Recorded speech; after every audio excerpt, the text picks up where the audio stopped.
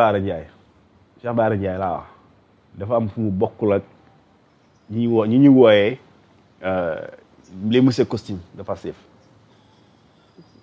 les monsieur costume. waaw de Pastef. mais Thioune day DG bokku ci yu graaw. waaw les monsieur costume de Pastef ñoom ñooy wooyee ñoom ñu mel ni Cheikh Bara ah les démons de la division. ñoom ñooy wooye ñoom Cheikh ñu mel ni Cheikh Bara. ñoom la ñu wooye les démons de la division mais lu extraordinaire fii. les jeunes militants et les sympathisants ils préfèrent déglu Cheikh Bara que d'écouter ces monsieur costume xam nga loolu. ah xam naa ci dara. waaw léegi nag lu tax loolu c'est parce que le président de la République ci Pastef a posé des actes yoo xamante ni waa Pastef militants yi bugguñu loolu même si Sonko àndoon ci loolu ànduñu si. avec ñoom ñoo la bindaan non le premier ministre dem na palais par surprise loolu fu mu am surprise. tu vas rentrer au palais présidentiel par surprise mooy surprise mooy nga jékki-jékki rek waa ji ñëw président par exemple léegi ñëw fi mais au moins tey am na ñoo xam ne lu nekk surprise si ñoom. déedéet tu vas rentrer au palais comme ça par surprise. non nit ñi dofuñu. non parce que dañu bëgg a calmer pour dire que y a absolument rien aucun problème. mais ñoom ñoo gën a xam ne am problème le Pastef. man su ma sañoon le Pastef quand ils ont été reçus par président Diomaye mais au moins par respect ils écrivent un communiqué pour s'adresser aux militants pour leur dire que le président de jot nañu ko. bu ñu toogee waxtaan ak moom lii lañu waxtaan. dis-moi le compte rendu. aucun compte rendu. à ce niveau polémique ñii ne lii lañ wax ñii ne wax. amul compte rendu amul. te bureau bi aussi il a été reçu lorsque problème bu mu nekkee. ñu ne dem nañu mais gis nañ suñu frère. avant loolu dañu ne dina yu fii président yow Bassirou Diomaye Faye ñu ngi lay wax nommément li nga bëgg du sotti quelque temps président woo leen fële. bu mu leen wooyee. ñu ne président bi neexuñu de mais moo ñu doon tànnal heure bu ñuy wax. ku la Thioune dama xamul ndax DG mi ngi lay suivre parce que DG war naa ñëw ci yow. parce que tamit dafa am lu leen fal. dafa am force bu ngeen am lu inédit loo xamante ni guléet moom ci histoire politique. loolu soo ko bàyyee da ngay nekkatoo. te wolof danaan boo fàttee li la fal. ah oui parce que militants yi tey am na loo xam ne mënuñu leen ko nangul DG Thioune nga daaneel. mënuñu ko nangul DG di rebondir vite fait. léegi loolu laa bëgg a wax. waaw ma tënk ko. mooy tey Cheikh Bara Ndiaye ci logique boobu la nekk. lui il est cohérent. ci logique bu muy démarche bu muy def il est cohérent il serait incohérent bu demee parce que moom daf ne soo jaaree fii tant que delluwaatoo man du ma def li nga bëgg. tafu ci réew. waaw léegi moom mu ne Sonko nee na président Diomaye Faye dellu si ci parti bi est-ce que wax na dellu na waaw léegi dellu si léegi nga naan alhamdulilah yaa ne ko dellu si parti bi dellu sil ana les monsieur costume waaw léegi monsieur Costume di signé alhamdulilah ay communiqué. di jox ay communiqué xam nga ñi ma lay wax ci seen page ñoom alhamdulilah ñoom loolu laa bëggoon wax parce que communiqué bo Lalla na ci ñëw Lalla allez-y. Lalla ni ngi yàlla bàyyi leen ñoog alhamdulilah gi ñoom dañoo ma jël seen décision bopp ne leen bàyyi ñoog alhamdulilah gi. allez-y DG waxtaan wi ngi doog a neex nag. Thioune amati na solo vraiment exposé bi am na solo. Thioune dafa dëggal waaw. non DG sa ligne. DG des Thioune am na solo vraiment dama koy rejoindre. waaw allez-y DG. je pense l'avoir déjà dit. oui. c'est-à-dire man. Cheikh Bara dem wuyu ji mooy nekk ci man information. mais Cheikh Bara wuyu jiwul du information ci man. si on veut la cohérence. et la constance. et la constance. exactement. Cheikh Bara effectivement Thioune lu moom moo ni président Diomaye delluwaatal ci parti bi. delluwaatal ci li nga xamante ne moo tax président de la République ne la yow yaay moom yaay moom. man may Diomaye Sonko mooy Diomaye mooy Sonko. daf ko ne delluwaatal. mu nekk ci loolu ba léegi dégguma effectivement li mu wax comme li mu wax. dégguma mu naan Diomaye dellu si na. donc Diomaye su ko woowee. président Diomaye su ko woowee demul man du ma surprise. dama jàpp ne ci cohérence la nekk. et ci logique la nekk. le contraire m'aurait donc surpris. Ce que je veux dire par ailleurs, moi je connais aujourd'hui, je pense l'avoir dit à tous les niveaux. Tous les responsables, ñi nga xamante ne dañ leen jox ndombol tànk waruñu toog seen bureau takk cravate. Ça je l'ai dit barke dem rek laa ci mujj. mooy que ne tey ils doivent s'adresser aux Sénégalais. la fal boo ko bàyyee li lay folli da lay bett. ndax sóoruñu privilégié tamit.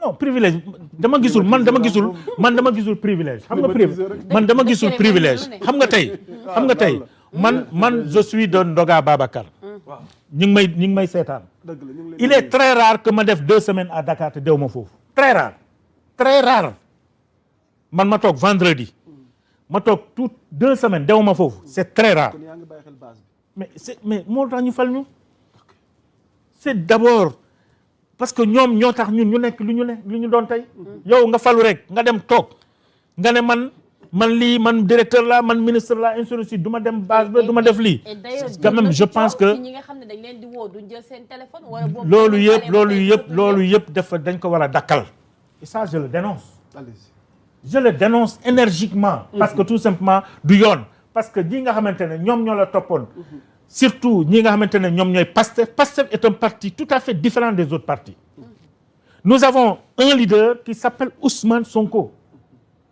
tey il y a beaucoup de localités tey bu fa demul du ñu falu c'est ça la réalité ñu ngi dem élection locale il y a des localités Ousmane Sonko bu fa demul du ñu falu du ñu gagner parce que loolu am tey Ousmane Sonko képp ku nekk tey assemblée laa xëyee tey képp ku nekk député nekk nga député ndax Ousmane Sonko tey ñun ñii bu ñu nekkee du ñu doon c'est parce que c'est Ousmane Sonko président de la République bu nekkee président de la République c'est parce que c'est Ousmane Sonko et c'est qui ban appareil la yore woon il avait le PASTEF c'est pourquoi moi je faisais partie de ceux qui étaient à la réunion au Méridien au King Fahd Palace bi muy jël décision ni damay dem élection législative avec le PASTEF ana ceux qui n'étaient pas d'accord dem nañ seen yoon ñu d'accord ci loolu ñu ngi ci aujourd'hui on ne peut pas faire ce pays muy lu mu munti doon sans le PASTEF sans Ousmane Sonko mënul nekk xam nga Ousmane Sonko may ma rek xam nga Ousmane Sonko je ne sors pas du débat Ousmane Sonko man bugguma ko parce qu'il est beau man bugguma ko parce qu'il est élégant man bugguma ko parce qu'il est intelligent man li ma ko nawee mooy jikkoom te loolu lañ nawee woon yonent bi jikkoom moo ma doy te il n'a pas changé de jikko ba mu nekkee opposition ba tey changé wul jikko xam nga ku changé ku mel ni man ma jékki-jékki nekk directeur changé jikko kooku il faut le dénoncer et ku ko munti def dañ la koy dénoncer waaw ku ko fi munti def dañ lay dénoncer parce que ki nga xamante ne moom moo yore tey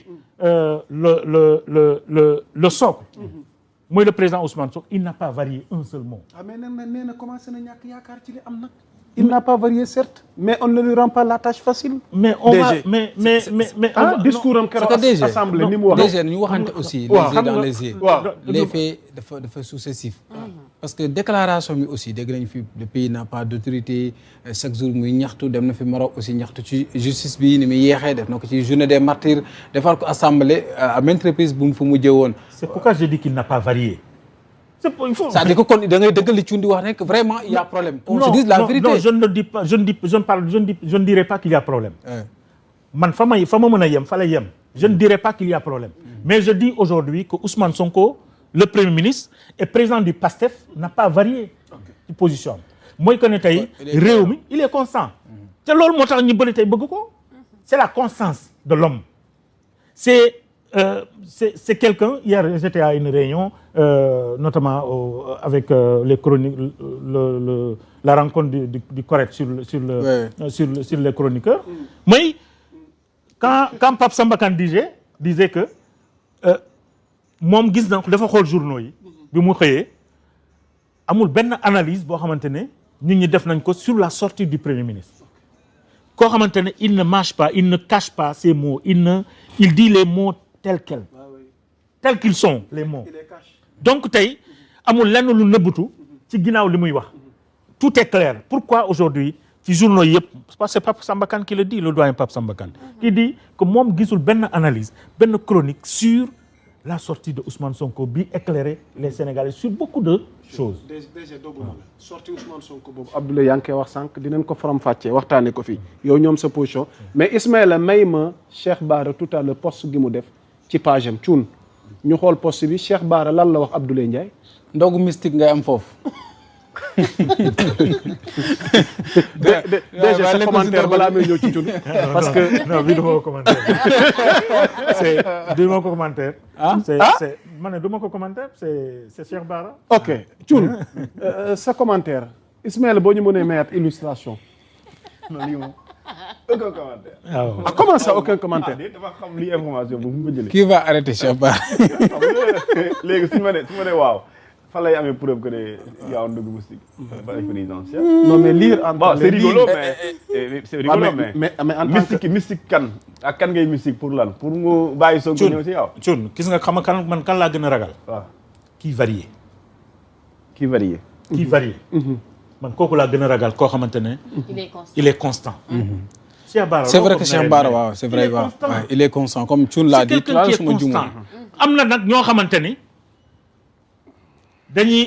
dañuy ëpp fii. dañuy affiché ka booy dawal indien. mu ngi noonu doo xam sax. tourne gauche tourne droite. voilà comprendre nga donc Thioune dama lay dëggal ci li nga wax sànq par rapport au costume.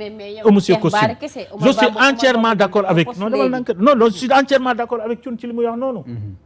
dafa am ñoo xamante ne véritablement finalement doo comprendre day bu waxee lii tey suba nga déglu ko dafa mel ni la mu waxoon contraire ba la wax.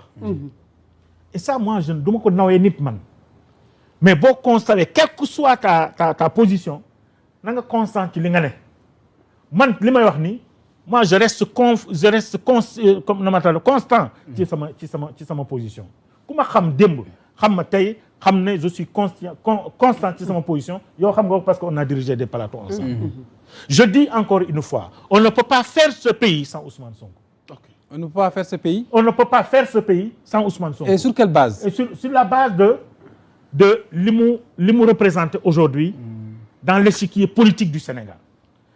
fa mu jógee ba egsi fii tey la mu doon incarné ba ñu egsi fii tey la mu enduré ba ñu egsi fii tey la mu wane ba ñu egsi fii tey ak taxawaayam tey il aurait dû être quelqu'un d'autre peut-être mu changer constance mu nekk beneen nit waaye on voit toujours la même personne qui a aujourd'hui le Sénégal au cœur le Sénégal moo ko gën a lépp il est prêt à se sacrifier pour le Sénégal et pour le Sénégalais ça c'est Ousmane Sonko kooku nga bañ ko nga neex ko mu naqar la loolu c'est Ousmane Sonko il est dans ça et là j'interpelle l'opposition par rapport justement à cette question-là xam nga nit ki mën nga ko bañ mais bu ko bañ ci position am bu ko bañ ci bëgg-bëggam wala bu ko bañ parce que tout simplement yow li nga bëggul loolu malheureusement cette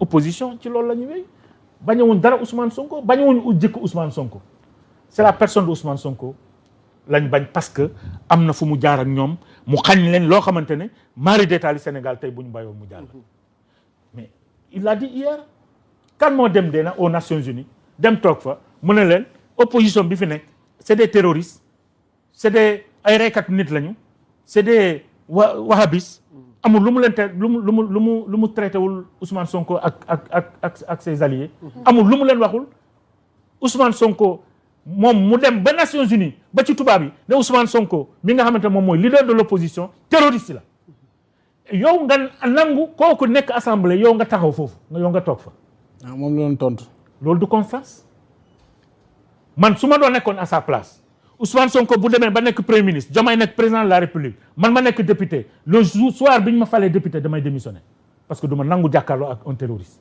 quelqu'un que j'ai traité de terroriste en tant que ministre de la justice ministre de la République Sénégal jox la avion Sénégal jox la per diem nga dem ca Nations Unies nga toog fa te yow sa communication bi yëpp moom nga ko jagleel nga ne diw terroriste la ak terroriste la mu représenté dans ce monde ak fa ñu ko féetale nga ne kii terroriste la am na solo ba pare nga ñëwaat yow kooku nekk premier ministre mu taxaw ci pupitre ba fee ñu ne la monsieur le premier ministre vous avez la parole yow nga toog c'est honteux ce n'est pas républicain ce n'est pas constant ok nitewul baal ma ko rek parce que aussi sànq Thioune wax na ko mais tontu woo ci mooy la vraie rupture aussi yi pratique yi ñuy gis présidence moom la Macky Sall daan def ay ay dalal ay kàngami politique ay militants ci palais ba tey jii la lay gën a wulee ñaay est-ce que loolu tamit c'est la rupture. xam nga man du ma dugg ci agenda président de la République. waaw mais am nga ci commentaire. moom laa la waxoon sànq dama la ne. il a son agenda moom sax wax na ko. il a son agenda. xaw ma ndax fii lay yem ci invitation wala du fi yem. xëy na peut-être sax man mu invité ma xam je ne sais pas mais son agenda mënu ma ci dugg mais li leer ba leer mooy je suis d'accord avec Thioune mooy que tey war nañu changer li nga xamante ne moom mooy ni ñuy defee politique. mooy que politique bi bu ñëwee nañu politique.